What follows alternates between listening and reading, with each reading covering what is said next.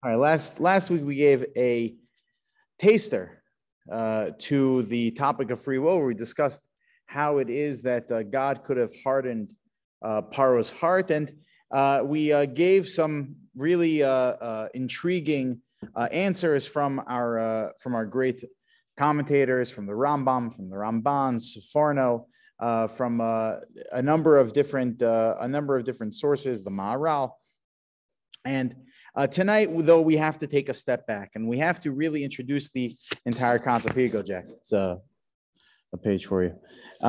We have to introduce this concept of free will and basically asking the basic simple question of what is the Torah's perspective, what is Judaism's perspective on this major fundamental topic of free will. Let me zoom in here a little bit so we can all see a little better. I assume that's helpful. So we have to start like this. Number one, we have to just establish the fact that in Judaism, we believe, our understanding is that free will is actually perhaps the most important tenet that we have in our belief system. This is exactly what we see in source number one, that the Rambam writes, Iker Gadol Hu, it is a fundamental principle, the most fundamental principle, Gadol, the most fundamental principle, Hu Amud HaTorah v'HaMitzvah, it is the basis of Torah and all mitzvah. Basically, the Maimonidean belief, the Rambam, the greatest of all Rishonim, 1138 to 1204. The Rambam, in his view of things, is that this is actually the most fundamental belief in Judaism, is the concept of free will and free choice, the freedom to be able to choose between good and evil. Now, we're going to have to define exactly what free will is and what the parameters are with regards to free will, but this is what we believe. Just the bottom line answer: yes, we believe in free will, and it is the most fundamental of all of our principles of Torah mitzvot. In source number two, though, we do find that there is controversy around this topic of free will. In modern thinkers, I hate to put the Rambam, and I hope that his neshama forgives me. I hate to put the Rambam on the same page as Sam Harris, but can you say Yamach Shemam V'Zichram to Sam Harris? I don't know. I feel like you might be able to. I don't know. He's probably ruined a number of souls. On the same page as Sam Harris, and I hope that the Rambam forgives me. But we do have major influential thinkers of our time. Sam Harris, a world-renowned neuroscientist, and Daniel Wegner of MIT, who basically contradict and argue in this whole notion of free will. And Sam Harris, the quote says, "You seem to be an agent acting of your own free will. The problem, however," in source number two over here, "the problem, however, is that this point of view cannot be reconciled with what we know about the human brain." Now, I've watched interviews and read articles from Sam Harris. Now, the basis of what he's saying is essentially what his belief system is being that you can't prove free will, then we have no reason to believe that it actually exists. Now, we will come to the conclusion of how the Rambam came to his conclusion of how it's the most fundamental of all belief system, probably not tonight, but the whole basis of such an argument of that, well, if you can't prove it, it must not be that it is true, is a extremely scientific approach. And we are not here to necessarily provide a scientific approach. We're here to provide a philosophical or theological approach. And in the next part of source number two, we see that Daniel Wegner writes from MIT, he says, "It seems we are agents. It seems we cause what we do." That is true. That is what it seems. But he says it is sobering and ultimately accurate to call this all an illusion. Now, we will see that, of course, is not our perspective. But it is not just Sam Harris and Daniel Wegner that have this view. Dissenting opinions related to free will go back all the way to Cain and Abel. Cain was the first to deny the whole concept of free will. We know the story of Cain and Abel.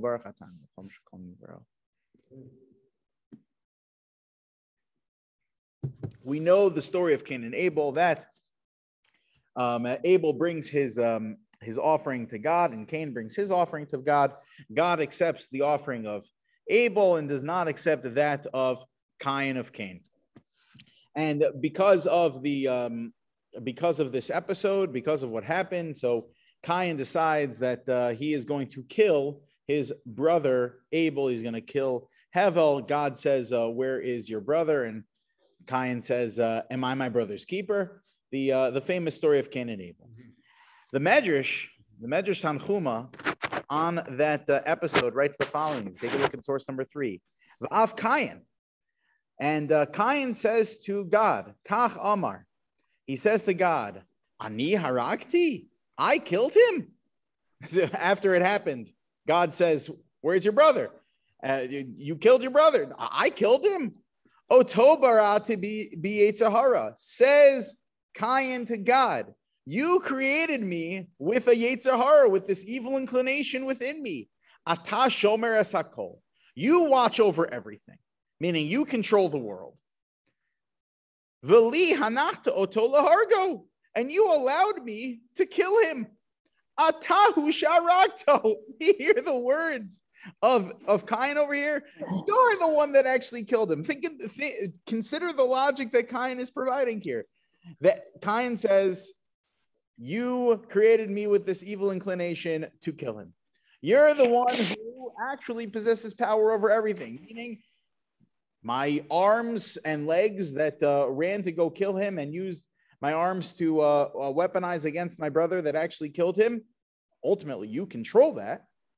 And you actually allowed it to happen.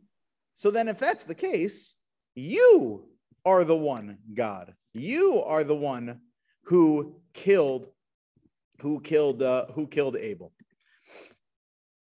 You're the one that killed him. She'ilu kabalta karbani, continues Cain. For if you would have accepted my sacrifice, kamoso, like you accepted his, lo hayiti miskanebo, I would have never been jealous, and this would have never happened. Essentially saying that, God, there's no free will because you've created me with this evil inclination, and you're the one that has control over what happens, and therefore, it's really, the blame is put on you. So it was not just Sam Harris and Daniel Wegner. This goes all the way back to the biblical times, the earliest of biblical times, going back all the way to Cain, who took this same approach. Now, Rav Shlomo Volbe in source number 4, Rav Shlomo Volbe in his Alei Shor, he has the counter argument over here. Now, again, the counter argument that we're going to be presenting this evening, and I apologize, we're going to have to take a hard stop at 8:15 because I have to go to the airport to pick up my family who just came in for we're a co-sponsor at Kiddush in honor of Sari. So my parents came in with two of my nieces here for Shabbos. I have to go pick them up, but I have to have a hard stop at 8:15. I apologize. So that's why we're moving a little bit quicker. But in source number 4, Rav Shlomo Volbe has the counter argument, where his counter argument is not a scientific one. His counter argument, at least the way he presents it, is a theological one, a one that smacks of philosophy, where he says of all the heresies that have arisen throughout the ages, by the Shlomo Volbe, the Mashgiach of Yeshivas Be'er Yaakov, passed away in 2005, was one of the greatest Jewish thinkers of our generation, Rav Volbe, and now in his students, in the way that they present his teachings, really modernized the Musar movement that was established by Rabbi Saul Salanter in 1858. Rav Shlomo Volbe really modernized it for the modern person in Yerushalayim, in Yeshiva Be'er Yaakov. He did not grow up religious. He did not grow up religious. At the age of 17 years old, he had a early acceptance into one of the universities in Berlin. I forget the name of it. And he was a philosophy major. He was studying philosophy and came to the realization that none of this seems to be 100% correct. So perhaps maybe the Torah has something to say on these topics. And he went to go study the Torah at that major seminary in Germany. I can't believe I'm forgetting the name right now. Hildesheimer Seminary in Germany. And he was totally choser b'tshuva. He took upon himself complete commitment to Torah mitzvah, pursued a life of rabbinics in Torah teaching. Revolbi, I'll share a quick anecdote. They asked him how he was zocha, how he merited to become religious. So he said that it's his mother's fault. It's his mother's fault. His mother wasn't even religious. How is it his mother's fault? He said because his mother davened, she prayed for him 100 times a day. His mother wasn't a religious woman. She didn't even know the words of Shemona Esrei. Didn't know the words of the Amidah of davening. They asked her, Volbi, how's it possible that your mother could have davened for you, let alone 100 times a day, once a day? She couldn't have davened to you. She didn't know how to daven. So what are you talking about? Throughout the entire day, while she was washing dishes and doing laundry and going to the store and going to meet with people, the entire day in her head, she was thinking to herself, please Hashem, take care of my Shlomo. Please Hashem, take care of my Shlomo. Please make sure he's taken care of. Please make sure he's successful. Please. And so 100 times a day, she was davening for her son. It doesn't always have to be in the words of the Shemona Esrei. Davening with our heart is sometimes even more impactful as long as we are connected to HaKadosh Baruch Hu and our thoughts in line with purity and ultimate goodness. So this is part of the success of Revolbi, is the way that his mother used to daven for him. So he writes the following. He says in source number 4, of all the heresies that have arisen throughout the ages, our era has reached a low point. Revolbi is going to suggest that this is actually the greatest sin of our generation, is the denial of free will. The heresy of our generation is the denial of freedom itself. In secular courts, he says, for example, there's a tendency to exonerate murderers with morbid tendencies for their actions.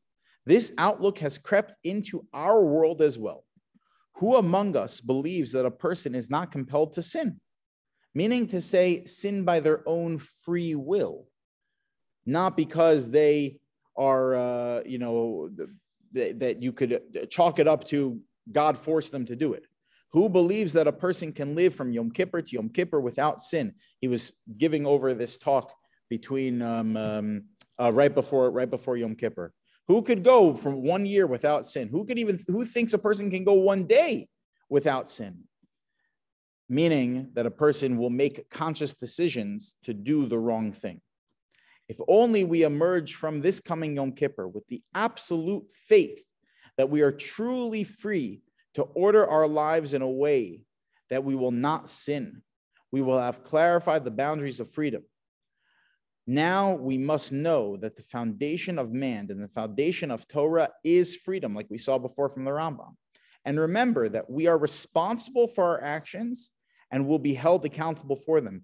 Now, Revolbi's point is that by having this perspective, yes, it's a basic tenet of Judaism, but by having this perspective, a person ends up being a better person. If a person, that was his point by saying, who can think that from one Yom Kippur to the next, a person is not going to sin? If you have that kind of perspective, that a person can sin, so then you will have the ability to prevent yourself from sinning. And then by next Yom Kippur, you'll end up a better person. His perspective is saying that who in their right mind would deny free will, that it's setting yourself up for failure. That if it's telling a person, I can't, right? A person is constantly telling themselves, I can't control myself, right? Consider like a person who wants to go on a diet, right? They don't like the fact that they constantly are eating chocolate, right? So there's two types of people. One person can say to themselves, I can control myself, I'm not going to eat the chocolate anymore. The other person might say to themselves, I've tried so many times, clearly I can't control myself from eating the chocolate. I'm just going to keep eating the chocolate. I must have gotten the chocolate gene from my mother. right? Which of those two people is actually going to succeed in their diet? Right? Obviously, the person that says to themselves, or has even the potential to succeed in their diet, obviously is the person that tells themselves that I have agency over my actions, right? In source number 5, even there is some modern science that is coming out saying against Sam Harris, the opposite, saying that this is something that we need to believe in. We need to believe in our own freedom to make the right choices. For example, if you take a look at source number 5, Dr. Eddie Namis, I don't know who this is, but I found this article from the New York Times back in 2008, that simply exposing people to scientific claims that free will is an illusion can lead them to misbehave, for instance, cheating more or helping others less. This is exactly Revolbi's point, is that if the greatest sin of our generation is deciding we don't have freedom. Because if we actually believe that we have freedom, then we will make better choices versus saying, sorry, it's out of my control, like Cain was trying to say to God. In fact, there's in New York Times as well, they have another amazing article from 2011 about the $1 experiment. That there were 2 test groups that had to take an exam. And for every right answer that you received on ethical questions, every right answer that you received, you would receive $1. The difference in the 2 test groups, though, is that one of the test groups, right before they took this exam on ethics, they were given a presentation from a Harrisnik, from someone who was claiming that we do not have agency over our freedom. And the 2 test groups of the ones that were told that you do not have freedom to make the right choices did worse and came out with less money than the people who were told that they have freedom and can make the right choices. And Revolbi's points, proven scientifically, but we don't need to prove it scientifically. We understand morally that, of course, this is necessary to be able to accomplish these, to be able to accomplish what we want to accomplish, in life. Now, what we have to do is define. What we have to do is define free will. That's something we have not done yet. We just keep throwing around this concept, free will, free will, free will. It's so important. We have to believe that we are free. We have to believe that we can make the right choices. But what exactly are we choosing about? Because there are certain things that we don't have free will about per se. What a person likes or dislikes, in the sense that, the type of art that strikes a person, or the type of food that a person enjoys. Now, you can maybe train yourself, but there are certain basic inclinations. I'm going to, if I have 2 options in front of me, I'm choosing between steak, or I'm choosing between fish. So depends on the person, right? That's not necessarily something that I'm going to be making a choice. Is that what we're talking about when we say free choice? Obviously, things that are physiological, whether or not my heart beats, is not something I make a choice about. So when we are talking about free choice, what are the parameters of free choice? So this is something we have to see the Rambam. The Rambam discusses this in a couple of different places, and we're going to put together all these different comments from the Rambam to hopefully come out with a working definition of how we could understand free will. So that way, when we move ahead in the rest of the series, we'll be able to better appreciate the discussion at hand. The Rambam says in source number 6, Rishus l'chol adam nituna, that everyone has freedom. Imrotz lahatos atzmo l'derech tova uliot tzaddik, that a person wants to choose to follow the good and righteous way. Harishus biyado, then the choice is in their hands. The imrotza, and if a person wants to lihitos atzmo l'derech ra'ah, to choose a path of evil, so then ulios rasha, to be a wicked person, harishus biyado, A person can choose whether or not they're going to be a righteous person or a wicked person. And this is what it says in the Torah. Hein ha'adam ke'echad mimenu ladas tov v'ra. That, behold, the man has become like one of us after Adam eats from the tree of knowledge. That, behold, man has become like one of us in order to know, ladas, to make the decision between tov v'ra, between good and evil. Kolomar, says the Rambam, this is to say, Hein min zeh shel adam hayayachid ba'olam, that this being called man is unique in the world.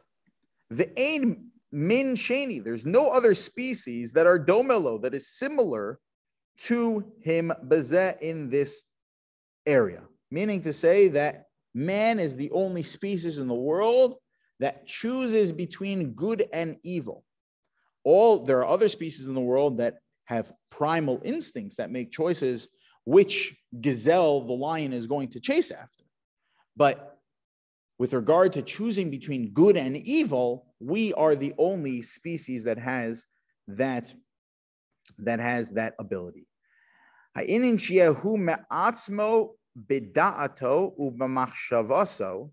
It is that he alone has the intellect and thoughts to know between good and evil, and he can do all that he wishes. There's nothing that prevents him from doing what he wants, whether it be good or evil. There is no one that can stand in their way to prevent them from doing good or evil. Lest, this is what the verse means, this is what the Torah means when it says, lest he stretch out his hand and do sin. Meaning the Rambam is essentially pointing out that there's two components to free will.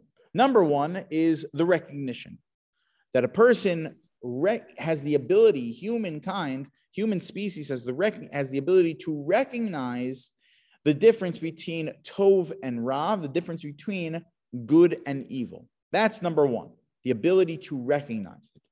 And then number two is choosing which I'm going to follow. So it's first you have the ability to recognize it, and then it's the ability to choose it. And those two are two distinct aspects, the two distinct components of free will. Without either component, so then you lose out on your free will. A person cannot have free will if they are not first recognizing the fact that, well, there is the evil choice and the good choice, and then the other aspect of actually choosing which one to follow. If you can't differentiate, so then the choice is meaningless from the sense of acting with a sense of trying to do good in the world. And the same is true the opposite way as well, of that you may be able to recognize the difference, but it's perhaps, if it would be impossible for you to be able to choose and you're forced to choose one way, there again, you don't have free will. Both of these components are necessary in order for a person to have free will, the ability to recognize between good and evil, and then that of choosing the option you're going to go with. In source number 7 and source number 8, the Rambam in two different places actually highlights these two complementary aspects of free will. In source number 7, in the Rambam's Guide for the Perplexed, where the Rambam, by the way, the whole purpose as to why he wrote the book Guide for Perplexed, the Moreh Nevuchim, was exactly for this purpose, to be able to, for these major topics in Judaism, help provide a sense of clarity in these complicated topics. The Rambam writes in source number 7, this is right in the beginning of the Moreh Nevuchim, he says that this ability to be able to recognize Tov and Ra, good and evil, is actually what gives us our Tselem Elokim. All people are created in the image of God. What does that mean that we're created in the image of God? We're created with the ability to recognize good and evil, same as God recognizes good and evil and therefore gives reward and punishment depending on whether you choose good or evil. we as humans have the ability to recognize the difference in good and evil, and that is actually what defines us as having this Tzelem Elokim, being created in the image of God. Says the Rambam, Amnam Tzelem. What does this mean, Tzelem, that we are created in his image? Hu nofel al hatzura hativ'is. What it means is that it constitutes the essence of the thing, meaning of the human species. Ritzoni lomar, what I mean to say, al ha'inyan, on this matter, asher bo nitatzim hadavar, that this means that it constitutes the essence of the thing, what the thing actually is. V'haya mashehu v'hu amitaso masher hu hanimsa hahu.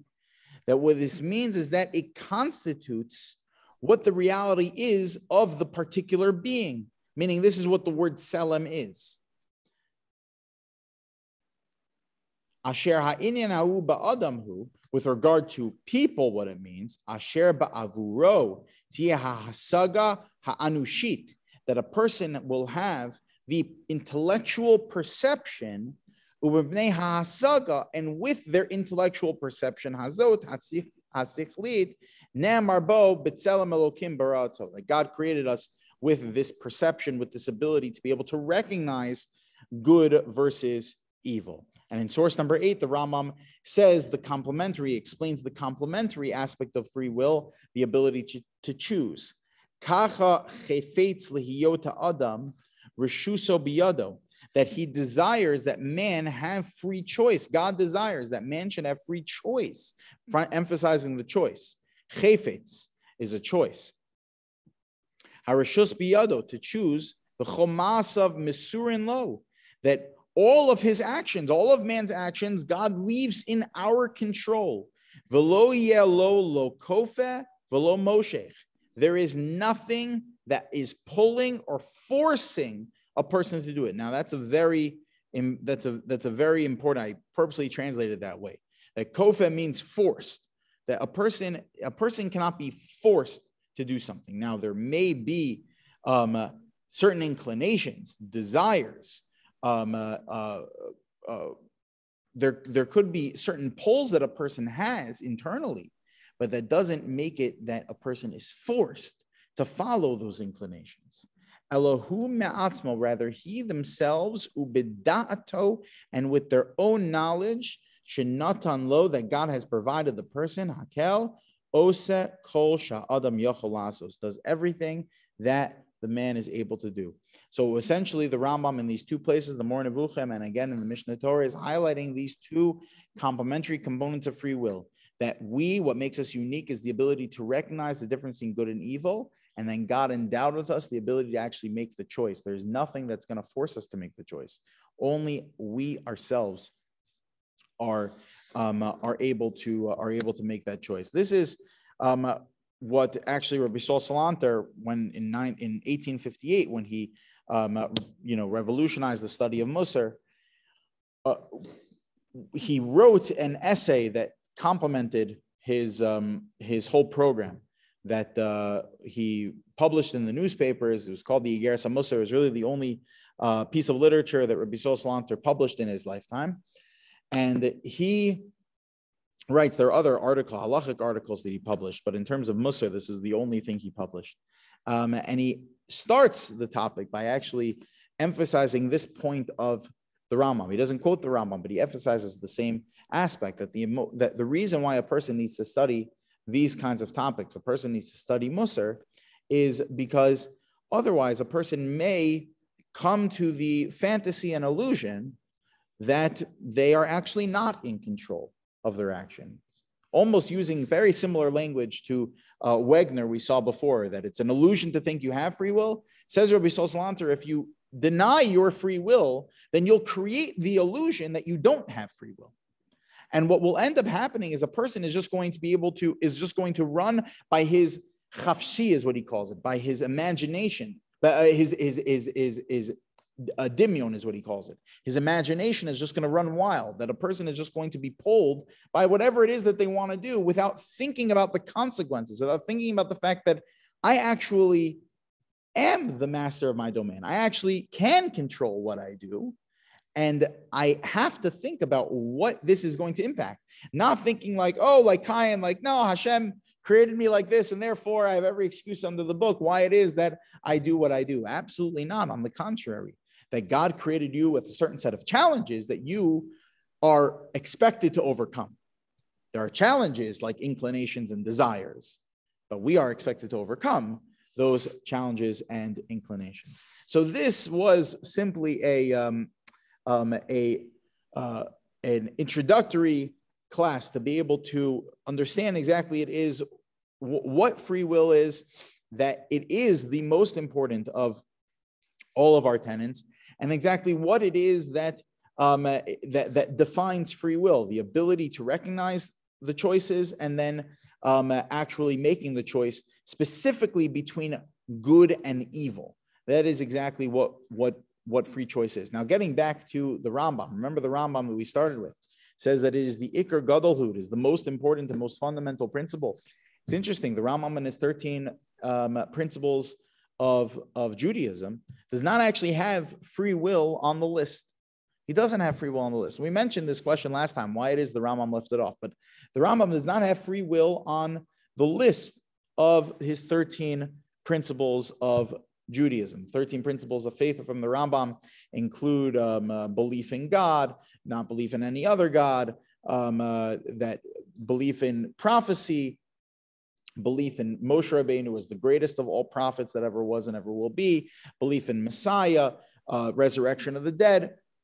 You would think the most basic and fundamental of all the beliefs should belong on that list. Now, it's not really a belief. He's just saying it's a principle. Everything falls. You have to believe that we are made by God, and then to the extent that you say we have to thank God for our God-given gifts, right? God-given gifts. Amongst the most important God-given gift is actually free will. So the Abarbanel gives a similar answer to you, Brian. The Abarbanel, the Abarbanel, the Italian 16th century Torah commentator, he really interesting character. And if you want to Google a picture of him, probably is in the Hall of Fame for the greatest rabbinical beard of all time. The greatest rabbinical beard of all time, right? The Abarbanel. So I'm trying to catch up. The Abarbanel gives a similar answer to you, Brian, where the Abarbanel's answer is, why would the Rambam, again, the question, why would the Rambam leave free will off of his 13 principles of faith? So the Abarbanel gives the following answer. He says that free will is an all-encompassing principle. The Rambam does not include all-encompassing principles, meaning a person can believe in God, believe in the Torah as it never changing, believe in reward and punishment, believe in Moshe as the greatest prophet and in prophecy in general, and the Messiah and the resurrection of the dead, but never feel as though they are free to make the right choices in order to actualize on all of those basic principles of faith. Free will stands above all of those, and all of those are laced with the general tenet and belief that we are free and we have free will. So that's the answer of the Abarbanel. Another answer that's given by and a very similar answer is also given by the Tashbates of the 14th century. But another answer that's given is that the Rambam does have free will in his list, reward and punishment.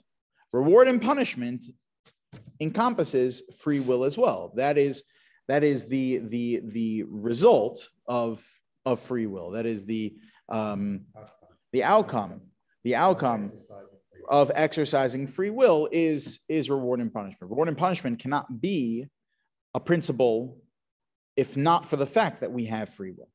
So that's why the Rambam left it off, because it's already included either in it's because it's an umbrella principle above all of those, or it's because, well, you don't even have to get so philosophical about it. It's because reward and punishment would not be a a principle of faith if not for the fact that we have free will. Otherwise, why would we be punished or why would we be rewarded? Islam definitely does not trumpet free will. That be very careful what it says. Islam does not make a big deal out of free will. In fact, at the minimum, they're almost fatalistic. So really, and they don't believe that you have the choice to. Not really. Well, apparently, the Stuart Lakin was saying that everything in Islam, that Islam has a more of an emphasis on fatalistic versus having free will, and I say to that, then I guess I'm happy I'm Jewish. And if you're an evolutionist, you don't believe man has free will and everything. Well, yeah, that's free will is just the result. It's an illusion. It's like that's like Sam Harris. Yeah. Of human development. Yes. For society's development. Right. Yeah.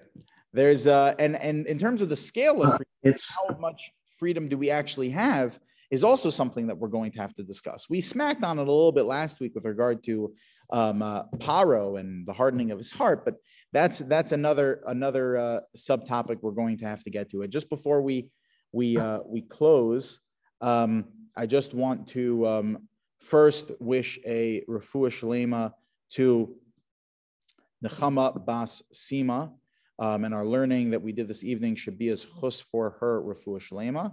And I also want to thank our sponsors for the learning this week. I want to thank Adam and Marina Sragovich for sponsoring this week's learning in memory of Marina's father, Herschel Ben Moshe Gregory Braverman. Our learning should be as a chus for his neshama, should go to the highest points in Gan Eden, wishing them both a long life, and the neshama should have an aliyah. Okay, we will stop here. Boris, you had a question? Okay, Mike is muted. All right. Okay. Well, I wish everyone a good evening. I'm sorry we have to do a hard stop here. I got to go run to the airport. There's also an interesting question. Rabbi.